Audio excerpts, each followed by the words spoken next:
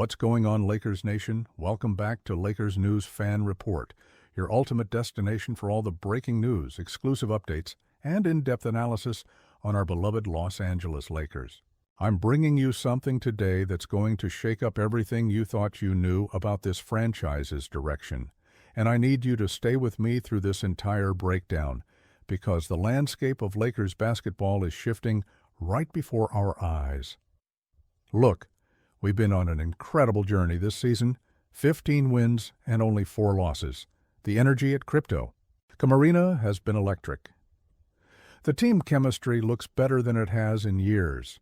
We're watching basketball that feels different, that feels special, that feels like it's building towards something truly significant.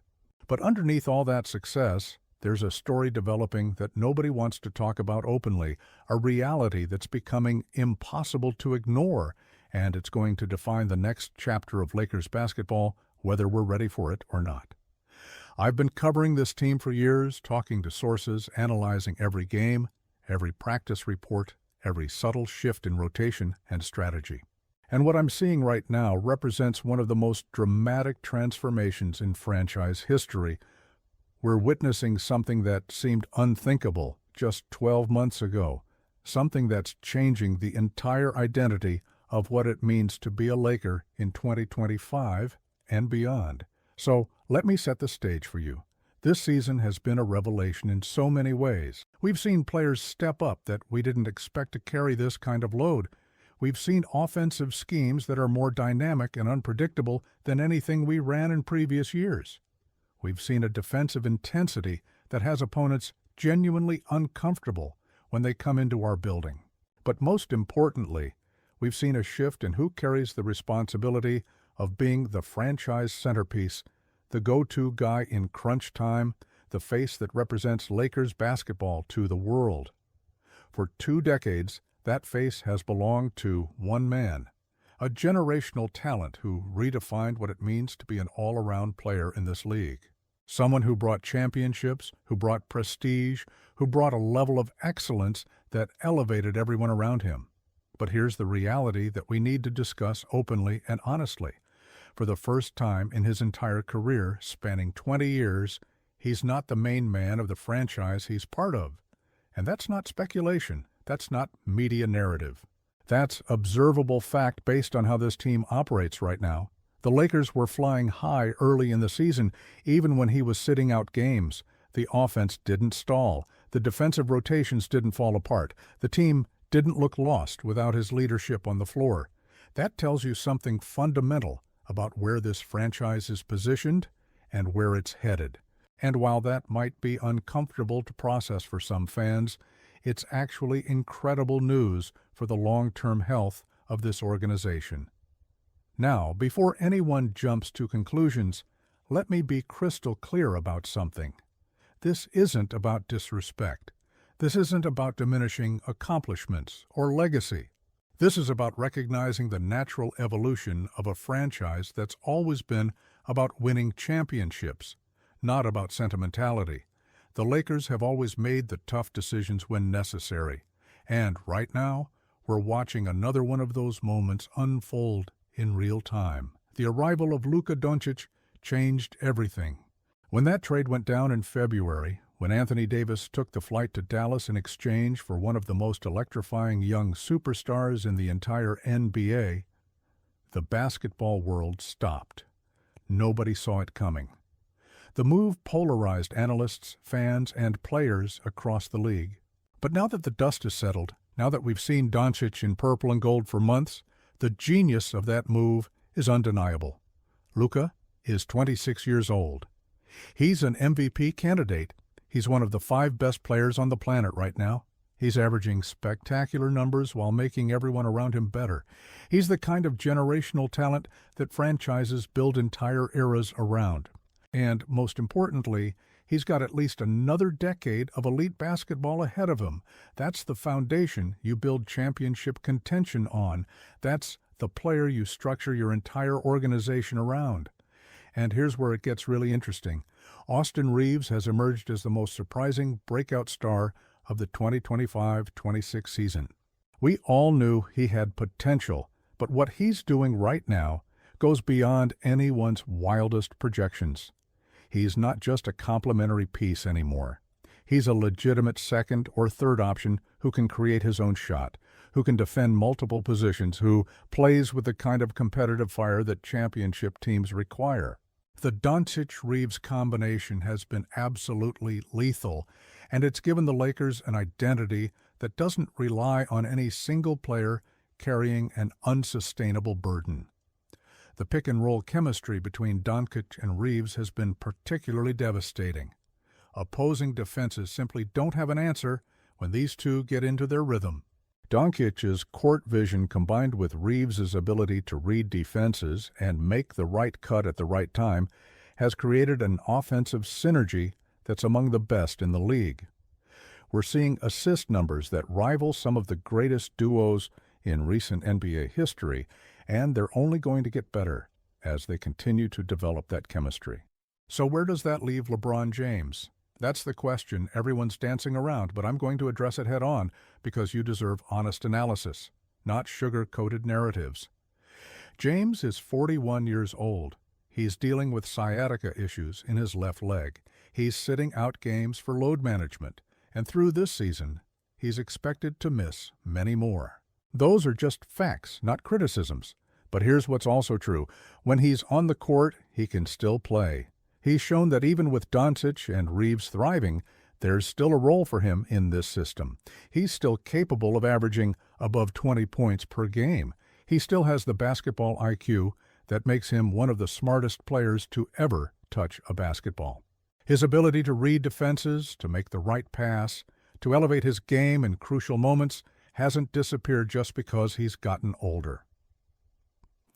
The numbers back this up. In the games he's played this season, James is shooting efficiently from the field, his assist-to-turnover ratio remains impressive, and he's still capable of taking over quarters when the team needs a veteran presence to steady the ship.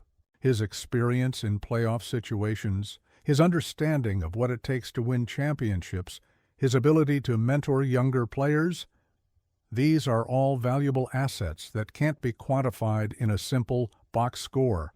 However, and this is the crucial part that we need to talk about, capability and organizational direction are two different things.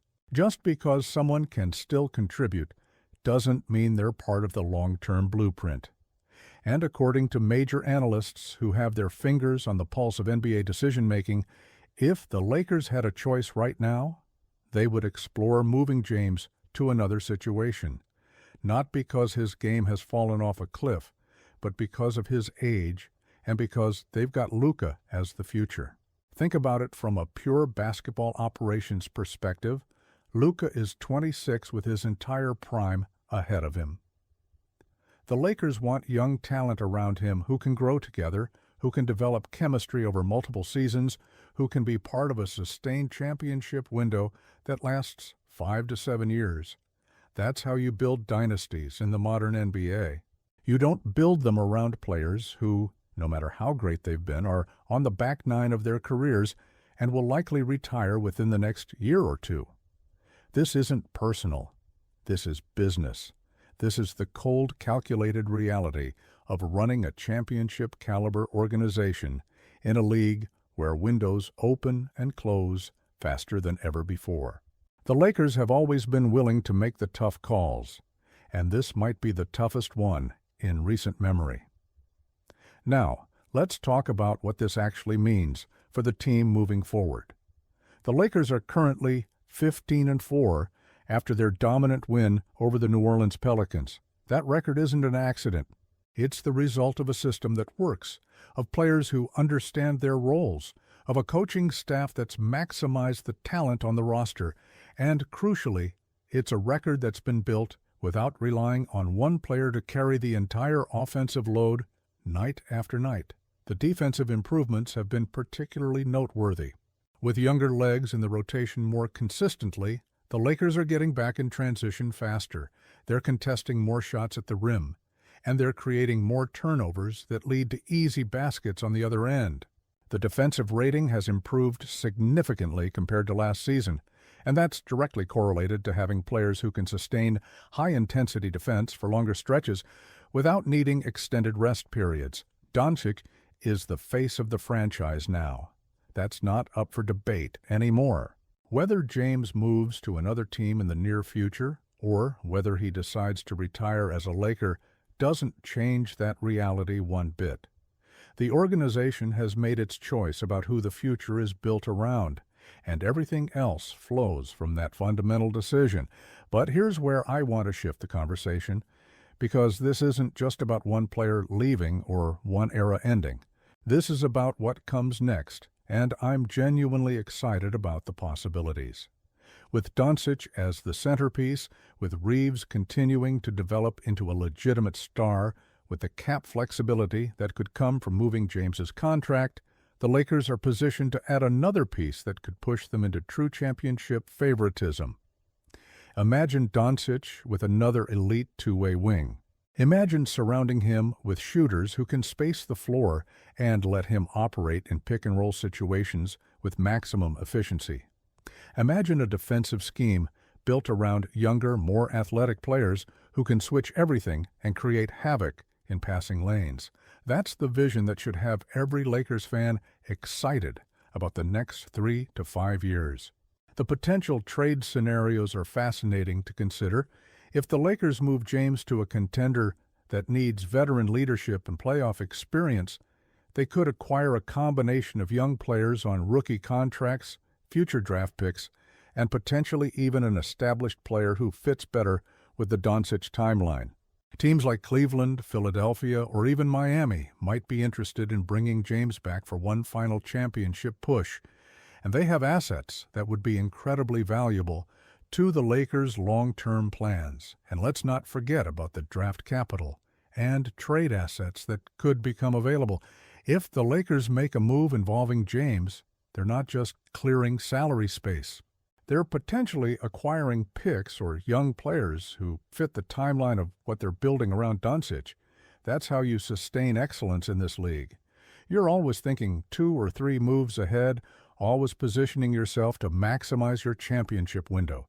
The front office has shown they're not afraid to make bold moves. The Doncic trade itself proved that.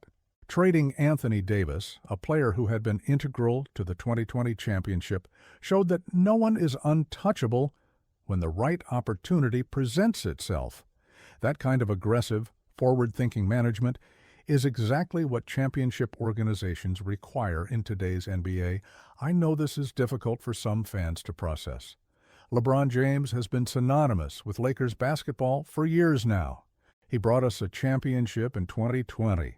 He's given us incredible moments, unforgettable performances, and a level of sustained excellence that deserves nothing but respect and gratitude. But sports franchises can't operate on nostalgia alone. They have to make decisions based on what gives them the best chance to win championships in the future, not what made them successful in the past. The reality is that Father Time is undefeated. It comes for every athlete, no matter how great they've been. And the smart organizations recognize when it's time to transition, when it's time to hand the keys over to the next generation, when it's time to make the move that might be unpopular in the short term, but positions them for sustained success in the long term. Look at how other franchises have handled similar situations. The Spurs transitioned from Tim Duncan, the Heat moved on from Dwayne Wade, the Mavericks eventually parted ways with Dirk Nowitzki's era. These transitions are never easy, they're never comfortable, but they're necessary for organizational health and continued competitiveness. So here's my take on all of this, and I want to be completely transparent with you. I think the Lakers are making the right call. I think prioritizing Luka's timeline, building around a 26-year-old superstar instead of a 41-year-old legend, is exactly what championship organizations do. It's not about disrespecting what James has accomplished. It's about recognizing reality and making the tough decisions that keep you competitive for the next decade. And honestly, I'm optimistic about what this means for Lakers basketball. We're watching the beginning of a new era, one that could be just as successful as any period in franchise history. Doncic is that special. Reeves is that good. The supporting cast is talented and getting better. The coaching staff has this team playing the right way. All the pieces are there for something truly special to happen. The offensive system is perfectly suited to Doncic's strengths. He's operating with the kind of freedom and responsibility that allows him to showcase why he's considered one of the most complete offensive players in the game. His ability to score at all three levels, combined with his elite playmaking, makes him virtually impossible to game plan against. And as the supporting cast continues to understand their roles within the system, the ceiling for this team is astronomical. Now I want to hear from you, Lakers Nation. How do you feel about this shift in franchise direction? Do you think the Lakers should explore moving LeBron to maximize the Luka era? Or do you believe there's still value in keeping him around as a veteran presence, even in a reduced role? What moves should Rob Pelinka prioritize this offseason to build around Doncic? What type of player would complement this core best? Drop all your thoughts in the comments below because I read every single one, and I want to know where you stand on this. If you're getting value from this kind of in-depth analysis and you want to stay ahead of every major Lakers development, you need to subscribe to Lakers News Fan Report right now and hit that notification bell. We're bringing you exclusive breakdowns, insider information, and the kind of honest basketball analysis that cuts through the noise and gives you the real story. Smash that like button if you appreciate the transparency, and share this video with every Lakers fan you know, because this conversation is just getting started. The next few months are going to be absolutely crucial for the direction of this franchise. Stay locked in with us for every update, every development, every move as the Lakers continue building toward championship number 18. Until next time, Lakers Nation, let's keep the faith and trust the process. We're building something special here, and the best is yet to come.